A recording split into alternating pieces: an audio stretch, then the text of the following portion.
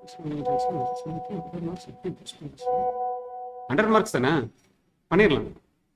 ஆரம்பிக்கலாங்களா?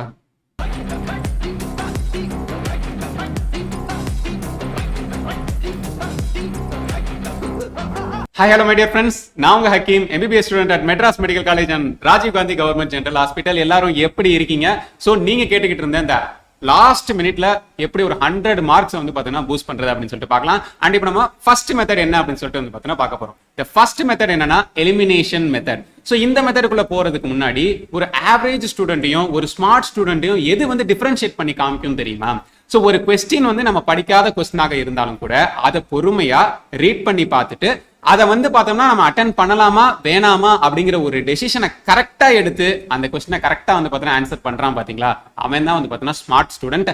ஸோ அதுக்கு வந்து பார்த்தோம்னா இந்த எலிமினேஷன் மெத்தடை வந்து பார்த்தோன்னா அவன் சரியா வந்து பார்த்தோன்னா பயன்படுத்திருப்பான். ஸோ இப்போ நம்ம இந்த எலிமினேஷன் மெத்தட் என்ன அப்படிங்கிறத வந்து பார்த்தோன்னா பார்க்கலாம். ஸோ எப்பவுமே வந்து ஒரு கொஸ்டினை வந்து நம்ம ஃபர்ஸ்ட் வந்து பார்க்கணும். தெரியாத கொஸ்டினாக இருந்தாலும் சரி ஃபர்ஸ்ட் ரீட் பண்ணி முடிக்கணும். முக்கியமா ஆப்ஷன்ஸ் வந்து நம்ம நல்லா வந்து பார்த்தோன்னா பார்க்கணும். நம்ம கொஸ்டின்ஸை பத்தி எந்த ஐடியா இல்லாட்டினாலும் கூட நீங்க ஆன்சர்ஸை நல்லா ஃபோக்கஸ் பண்ணீங்கன்னா, ஆன்சர்ஸ்ல வந்து பார்த்தீங்கன்னா இருக்கக்கூடிய யூனிட்ஸ் எல்லாம் நீங்க ஃபோக்கஸ் பண்ணீங்கன்னா உங்களுக்கு கண்டிப்பா அந்த கொஸ்டினுக்கான ஆன்சர்ஸ் வந்து பார்த்தீங்கன்னா ஈஸியா அரைவ் பண்ணிடலாம். எப்படின்னு பார்க்கலாமா? ஒரு எக்ஸாம்பிள் சொல்லட்டுமா?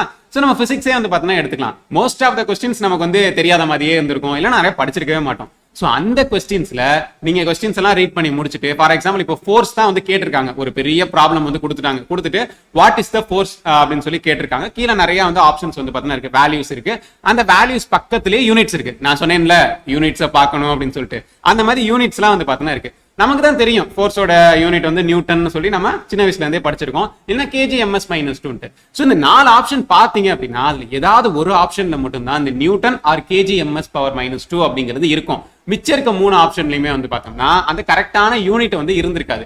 ஸோ அப்படி இருக்கப்ப நீங்க அந்த கொஸ்டினை வந்து பார்த்தோம்னா ப்ராப்பர் அதுக்கான ஃபார்முலா என்னன்னு உங்களுக்கு தெரியாது, ஈக்குவேஷன் தெரியாது, எதுவுமே தெரியாது, தெரியவும் வேண்டாம். உங்களுக்கு கேட்டிருக்கிறது ஃபோர்ஸோட யூனிட் நியூட்டனு, இது தெரிஞ்சா போதும். எந்த ஆப்ஷன்ல நியூட்டன் இருக்கோ, எந்த ஆப்ஷன்ல kgms-2 இருக்கோ அதுதாங்க ஆன்சர். இதுக்காக நம்ம வந்து பாத்தீங்கன்னா சால்வ் பண்ணணுமா? தேவையே கிடையாது. சோ இதுதான் வந்து எலிமினேஷன் வந்து பாத்தீங்கன்னா மெத்தட். இப்ப நான் சொன்னதுல வந்து ஒரே ஆப்ஷன்ல தான் kgms-2 இருக்க மாதிரி சொன்னேன்.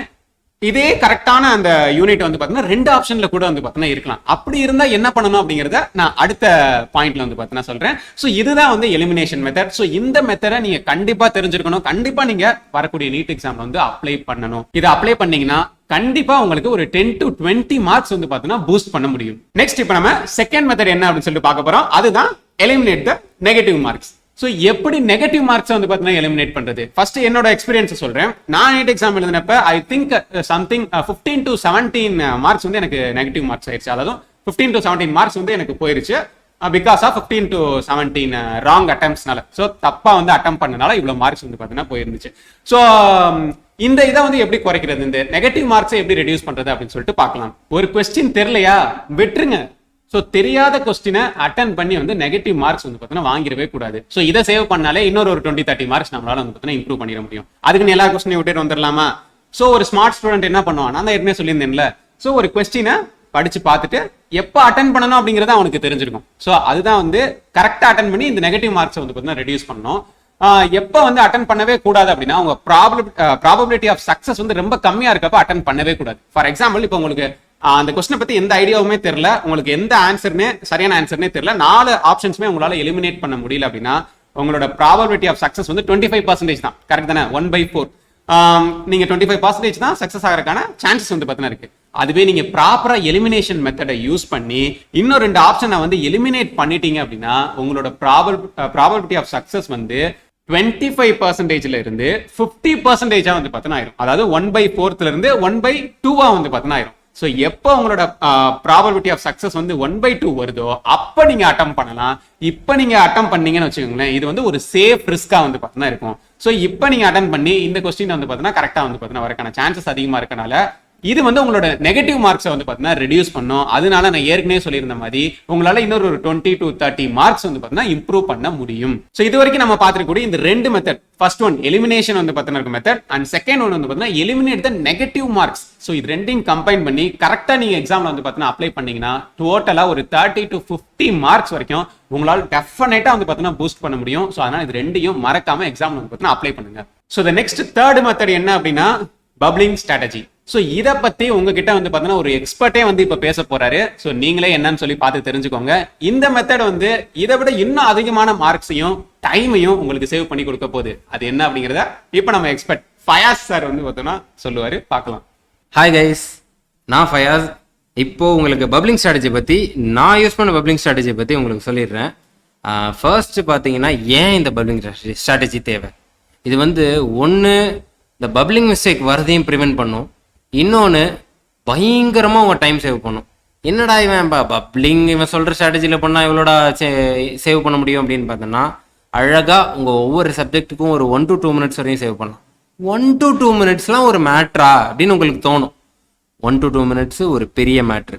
நீங்கள் வந்து இந்த 1 to 2 minutes ஃபிசிக்ஸில் எடுத்து, அடுத்து ஒரு 1 to 2 minutes கெமிஸ்ட்ரியில் சேவ் பண்ணி, 2 to 3 minutes உங்களுக்கு பயாலஜியில் சேவ் பண்ணி, மொத்தமாக உங்கள் கையில் ஒரு சாலிடாக ஒரு 5 நிமிஷம் இருக்கும். 5 நிமிஷத்தில் ஒரு 2 டஃப் ப்ராப்ளம் நீங்கள் ட்ரை பண்ண முடியாது. ட்ரை பண்ணி கரெக்டாக இருந்துச்சுன்னா உங்கள் ஸ்கோர் என்ன, 8 மார்க் இன்க்ரீஸ் ஆகும். 8 மார்க், எத்தனை ரேங்க் கிடைக்கும். ஓகேங்களா? ஸோ அதுதான் இந்த பப்ளிங் ஸ்ட்ராட்டஜியோட அட்மோஸ்ட் இம்பார்ட்டன்ஸ். பயங்கரமாக டைம் சேவ் பண்ணி பின்னாடி உங்கள் ஸ்கோர் இம்ப்ரூவ் பண்ணும். இது பப்ளிங் எப்படி பண்ணணும்னா, நீங்கள் சைமல்டேனியஸாக வந்து பப்ளிங் வந்து யூஸ்வலாக பண்ணக்கூடாது. நீங்கள் வந்து உங்கள் பேப்பரில் எப்படி இருக்கும், ஃபிசிக்ஸ் இருக்கும். ஃபிசிக்ஸில் 50 ப்ராப்ளம் இருக்கும். 35 ப்ராப்ளம்ஸ் நான் ஆப்ஷனல், 15 ப்ராப்ளம்ஸில் 10 அட்டன் பண்ணும், பாக்கி 5 ஆப்ஷனல். அந்த 15 ப்ராப்ளம் என்ன பண்ணுங்க, அதை மட்டும்தான் நீங்கள் சைமல்டேனியஸாக பபிள் பண்ணணும். இப்போ இந்த 35 ப்ராப்ளம் இருக்குல்ல, அதை எப்படி தெரியுமா பபிள் பண்ணணும். நீங்கள் ஃபஸ்ட்டு கொஷின் பேப்பரில் நீங்கள் வந்து எந்தெந்த ஆப்ஷன்லாம் நீங்கள் கரெக்ட் இது பண்ணுறீங்களோ அதை கொஷின் பேப்பரில் மார்க் பண்ணி வைக்கணும். ஏ கரெக்டா, ஏ டிக் போட்டு வைங்க. பி கரெக்டா, பி கரெக்ட் டிக் போட்டு வைங்க. இந்த மாதிரி போட்டு வச்சுருங்க. போட்டு வச்சுட்டு இப்போ நம்ம இந்த ஓஎம்ஆர் ஷீட்டை பார்க்கலாம். ஓஎம்ஆர் ஷீட்டில் பார்த்தீங்கன்னா உங்களுக்கு 5 இதுக்கு கொஷின்ஸ்க்கு அப்புறம் 5க்கு கலர் மாறும், பேக்ரவுண்ட் கலர் மாறும். என்னடா அது பேக்ரவுண்ட் கலர் மாறுது, அதை வச்சுடா என்னடா பண்ண முடியும், இந்த சொல்லிடுறேன். என்ன பண்ணணும்னா, இந்த 5 கலர் மாறுறத வந்து நீங்கள் அட்வான்டேஜாக யூஸ் பண்ண போகிறீங்க. இப்போது என்ன பண்ணணும், நீங்கள் வந்து ஒரு மாடல் வச்சுக்கலாம். நீங்கள் வந்து ஃபர்ஸ்ட் கொஷனுக்கு ஏ ஆப்ஷன் போட்டிருக்கீங்க, செகண்ட் கொஷனுக்கு சி ஆப்ஷன் போட்டிருக்கீங்க, தேர்ட் கொஷனுக்கும் சி ஆப்ஷன் போட்டிருக்கீங்க, ஃபோர்த்து கொஷனுக்கு பி ஆப்ஷனு, ஃபிஃப்த்து கொஷனுக்கு நீங்கள் அட்டன் பண்ணல, ஏன்னா உங்களுக்கு தெரியல. ஓகேயா? இப்போ இதை வந்து நான் ஓஎம்ஆரில் சைமில்டேனியஸாக பபிள் பண்ண போகிறேன். என்ன தெரியுமா பண்ணுவேன், நான் கொஷின் பேப்பரை ஃபஸ்ட்டு பார்ப்பேன். ஃபஸ்ட்டு இந்த 5 கொஷினை பார்ப்பேன், ஆப்ஷன்ஸ் எல்லாம் பார்ப்பேன். ACC B dash, ACC B டேஷ்னு மனசில் ஒரு 2 தடவை ஏசிசி பி டேஷ்னு சொல்லிட்டு டக்குன்னு இப்போ ஓஎம்ஆர் ஷீட்டை எடுத்து வைப்பேன். ஓஎம்ஆர் ஷீட்டை எடுத்து வச்சுட்டு டக்குன்னு ஏ ஃபஸ்ட்டு பபிள் பண்ணுவேன், அடுத்து சி பபிள் பண்ணுவேன், சி டபுள் பண்ணுவேன், அப்புறம் பி பபிள் பண்ணுவேன், அப்புறம் டேஷ் பபிள் பண்ண மாட்டேன். ஸோ இப்போ வந்து அந்த எரர் நான் இது பண்ணிட்டேன், எரரை ஸ்டாப் பண்ணிட்டேன். இப்போ வந்து நெக்ஸ்ட் 5 கொஷின்ஸ் நான் பபிள் பண்ண ஸ்டார்ட் பண்ணுவேன்ல, அப்போ என்ன பண்ணுவேன்னா, இப்போ இந்த கலர் சேஞ்சை வந்து நான் ஒரு பாயிண்டாக வச்சுப்பேன். ஸோ நான் வந்து எப்போவுமே நான் நெக்ஸ்ட் அந்த 5 கொஷின் பபிள் பண்ண போகும்போது இந்த கலர் சேஞ்சுக்கு இதுலேருந்து தான் ஸ்டார்ட் பண்ணணும். இப்போ நான் தெரியாமல் மிஸ்டேக் பண்ணி போய் 5th ஒன் நான் விட்ட கேப்பில் இது பண்ணேன்னா, அது 4 கொஷினுக்குமே எனக்கு பபிளிங் மிஸ்டேக் வர வாய்ப்பு இருக்குது, 5 கொஷினுக்குமே பபிளிங் மிஸ்டேக் வர வாய்ப்பு இருக்குது. ஸோ அதனால் இது ப்ரிவென்ட் பண்ணுறதுக்காக தான் இந்த கலர் சேஞ்சை யூட்டிலைஸ் பண்ண சொல்கிறேன். இப்போ இது பண்ணுறதுனால நீங்கள் வந்து யூஸ்வலாக என்ன பண்ணுவீங்க, சைமல்டேனியஸ் பப்ளிங்கில் என்ன பண்ணுவீங்கன்னா, ஃபஸ்ட்டு மேலே கொஷின் பேப்பரை வைப்பீங்க, அப்புறம் வந்து சால்வ் பண்ணிவிட்டு டக்குன்னு ஓஎம்ஆர் ஷீட்டை எடுத்து சைடில் வச்சு, அப்புறம் ஓஎம்ஆர் ஷீட்டை வந்து பபிள் பண்ணிட்டு திருப்பி அதை சைடில் எடுத்து வச்சுருவீங்க டிஸ்டர்பன்ஸ் இல்லாமல். இப்போ இந்த சேஞ்ச் பண்ணுறீங்க தெரியுமா, இந்த சேஞ்ச் பண்ணுறப்போ ஒவ்வொரு கொஷனுக்கும் அழகாக நீங்கள் ஒரு 1 to 2 seconds வேஸ்ட் ஆகுது. இந்த 1 to 2 seconds வேஸ்ட் ஆகிறத வந்து நீங்கள் சேவ் பண்ணுறீங்க. இந்த சேவ் பண்ணுறது தான் உங்களுக்கு கடைசியில் ஸ்கோரிங்கை இம்ப்ரூவ் பண்ணும். இந்த சேவ் பண்ணுறது உங்களுக்கு பின்னாடி நல்ல டஃப் ப்ராப்ளம்ஸாக இருக்குது, உங்களுக்கு டைம் தேவைப்படுற ப்ராப்ளம்ஸ் எல்லாத்தையுமே சால்வ் பண்ணுறதுக்கு டைம் கொடுக்கும். ஓகே, ஸோ இதுதான் யூஸ் பண்ணுறீங்க. இதுதான் நம்ம பப்ளிங் ஸ்ட்ராட்டஜி. இதே விஷயத்த ஃபிசிக்ஸ் பண்ணலாம், கெமிஸ்ட்ரி பண்ணலாம், பயாலஜி, நீங்கள் தனித்தனியாக பாட்னி சுவாலஜின்னு கூட பண்ணலாம். நீங்கள் எப்படி உங்களுக்கு செட் ஆகுதோ அதுக்கு ஏற்ற மாதிரி பண்ணிக்கலாம். உங்களுக்கு ஏதாவது இம்ப்ரூவ்மெண்ட் இதுலேயே தெரியும், உங்களுக்கு வேறு ஏதாவது மெத்தட்ஸ் தெரியும்னா அதை கீழே கமெண்ட்ஸில் லீவ் பண்ணுங்கள். அண்ட் ஓவர் டு ஹக்கீம், அவர் மற்றதெல்லாம் கன்டினியூ பண்ணுங்க. இந்த தேர்ட் மெத்தட் பப்ளிங் ஸ்ட்ராட்டஜி என்ன அப்படின்னு சொல்லிட்டு நீங்க எக்ஸ்பர்ட்டோட அட்வைஸ் வந்து கேட்டிருப்பீங்க. ஸோ இதையும் நீங்க ப்ராப்பரா வந்து பார்த்தீங்கன்னா யூஸ் பண்ணீங்கன்னா இன்னொரு ஒரு 20 to 30 மார்க்ஸ் வந்து பார்த்தீங்கன்னா டெஃபினட்டா இம்ப்ரூவ் பண்ண முடியும். இதை நான் சொல்லல, எக்ஸ்பர்ட்டே வந்து பார்த்தீங்கன்னா சொல்லியிருக்காரு. ஓகே, இப்போ நம்ம ஃபைனலா என்ன பார்க்க போறோம் அப்படின்னு சொல்லி பார்த்தோம்னா the reconcentration method. எப்படி உங்க கான்சென்ட்ரேஷனை திரும்ப பேக் இன் ட்ராக் கொண்டு வருது அப்படின்னு சொல்லி வந்து பார்த்தீங்கன்னா பார்க்க போறோம்.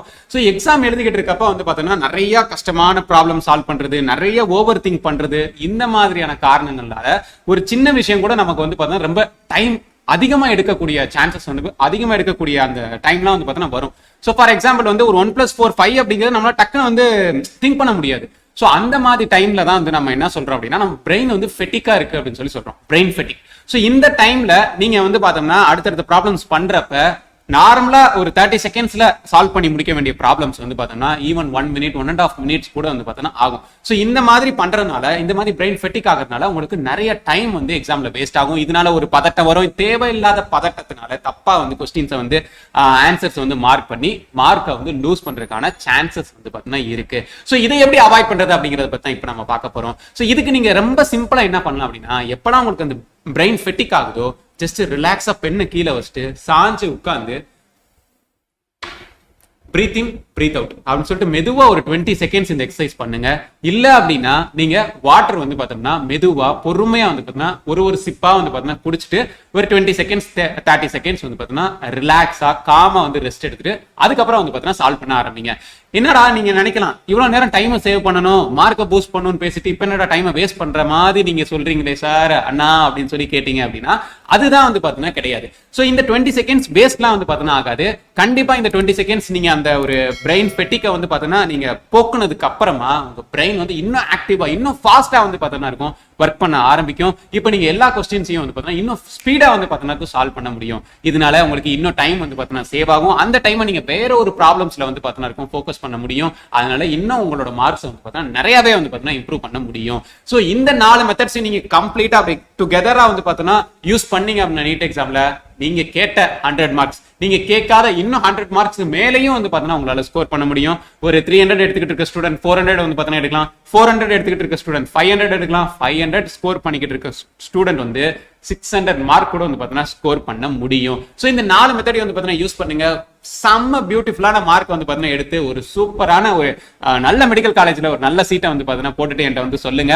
அப்ப நம்ம வந்து பார்க்கலாம். அண்ட் உங்களுக்கு வேற ஏதாவது டவுட்ஸ் இருந்துச்சுன்னா மறக்காம வந்து பார்த்தீங்கன்னா கமெண்ட் செக்ஷன் வந்து பார்த்தீங்கன்னா கமெண்ட் பண்ணுங்க.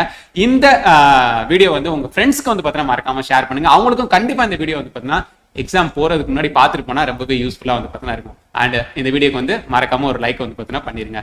அடுத்த வீடியோவில் சந்திப்போம். அதுவரை உங்களிடமிருந்து விடைபெறுவது உங்கள் ஹக்கீம்.